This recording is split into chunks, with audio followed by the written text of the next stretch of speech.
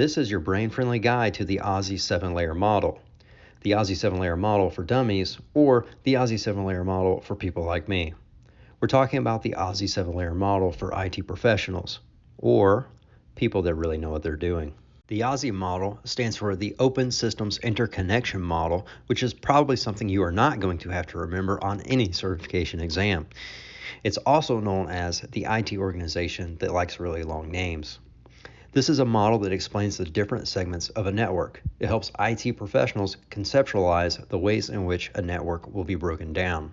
However, ironically, IT professionals are not very good at remembering long, complex things. So, we like to break things down and make them simple.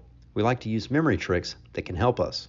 In my case, I find that abnormal people seem to need drug prescriptions, and this is how I remember the OSI 7-layer model.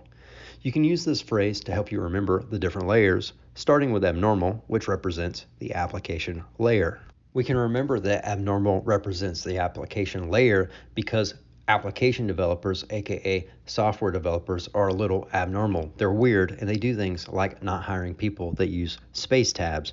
So to remember the application layer, just remember that software developers make applications and they are a little abnormal. The next layer is the presentation layer. We can remember the presentation layer by remembering that this is the people portion of our mnemonic. Now, as we mentioned, software developers are a little strange, they're a little weird, and oftentimes they're not very good at communication. As a result, we have to break down the information and translate that information in such a way that these abnormal people can understand it. The presentation layer handles the translation of the data from the network into a format such that the application that the software developers write can understand. That is the presentation layer. It presents the layer of data in such a way that the application developers can understand it, make use of it, and develop the applications that the end users will end up using. The next layer is the session layer. In our mnemonic, this is the seem layer. So to go back to our mnemonic where abnormal people seem to need drug prescriptions, we can remember the session layer as the layer where things are not always how they might seem. In a similar way, abnormal people and software developers are not always how they might seem. Think of the session layer as that session that holds a certain particular application active. You can imagine you might leave a browser window open on your computer only to return 24 hours later the next day, and while that browser window will still be open and there will still be content from the application on it, and while it might still seem to be active, if you refresh the page, you will be kicked out or logged out of the application. This is because while your session seemed active, your session expired, right? The session layer maintains the synchronization, formerly known as the synchronization layer, aka session layer, and it maintains that with the presentation layer and the transport layer. Essentially, it connects the transport layer of the OSI layer model with the presentation layer. But remember, and be careful, things are not always as they seem, and your session may be expired.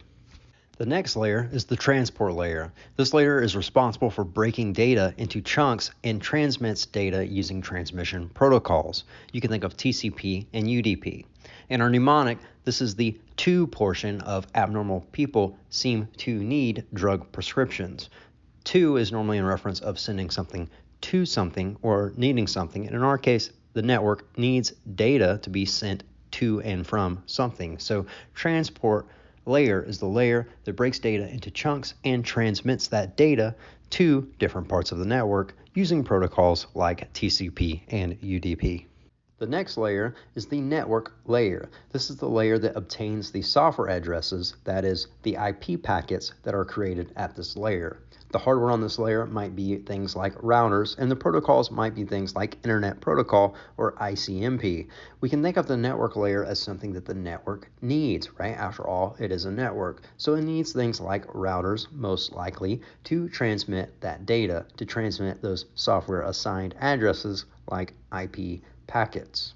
The next layer is the data link layer. This is the layer that obtains the physical MAC addresses and defines the format of data on the network. We can imagine a packet of data on the data link layer going out with the destination MAC address and the header of the packet of data. It will also contain the source MAC address in the header of the packet of data. This is very similar to how the network layer operates, one layer above the data layer, where the network layer will send out a packet that contains the destination IP address, a software assigned address, in the header. It will also contain the source IP address in the header. However, on the data link layer, we're working with the raw machine level addresses that were assigned by the manufacturer of that hardware.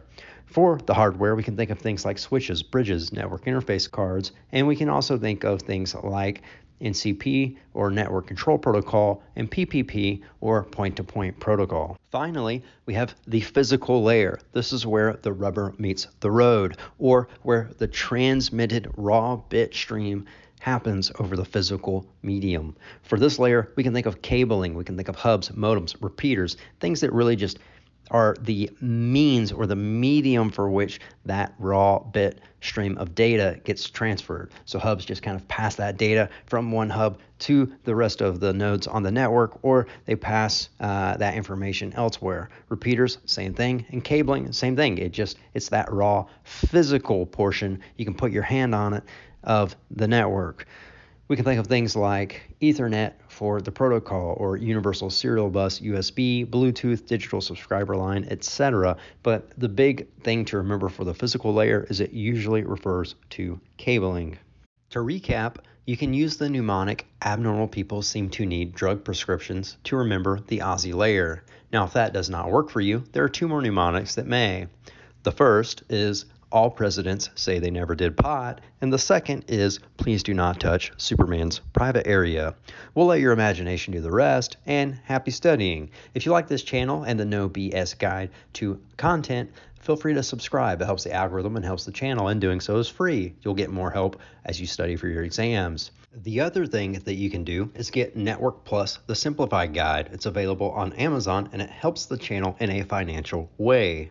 Lastly, by subscribing, you will have access to know whenever I release my full course for the CompTIA Network Plus and Security Plus exams. There's going to be a browser extension that guides you through the fundamentals for each exam, as well as an in-depth walkthrough course that's going to be available online in an easily accessible way.